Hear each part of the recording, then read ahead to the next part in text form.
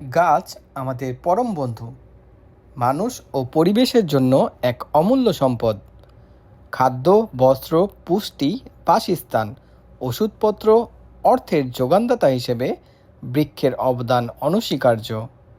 তেমনি পরিবেশের ভারসাম্য সুরক্ষা ও উন্নয়নে বৃক্ষ গুরুত্বপূর্ণ ভূমিকা পালন করে।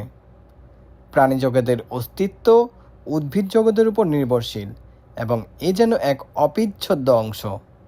তাছাড়া পৃথিবীকে বাসযোগ্য অবস্থানে গড়ে তোলা বা কোনো দেশের পরিবেশের ভারসাম্য রক্ষার জন্য অবশ্যই 25 ভাগ বনভূমি থাকা জরুরি। কিন্তু আমাদের রয়েছে সরকারি নিয়ন্ত্রণাধীন মাত্র 10 ভাগ বনভূমি এবং 7 ভাগ গ্রামেগঞ্জে রোপিত বা সৃজিত বনভূমি। যে দেশে বনভূমি যত বেশি, সে দেশ তত বেশি সমৃদ্ধ। বাংলাদেশের বনভূমি প্রয়োজনের তুলনায় খুবই কম।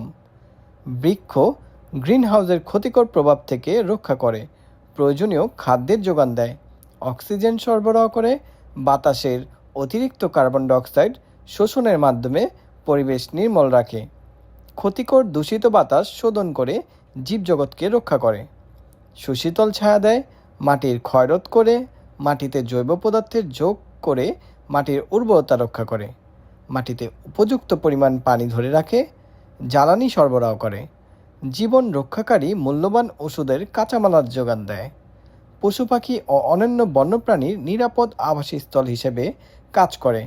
তাই গাছ লাগান, পরিবেশ বাঁচান।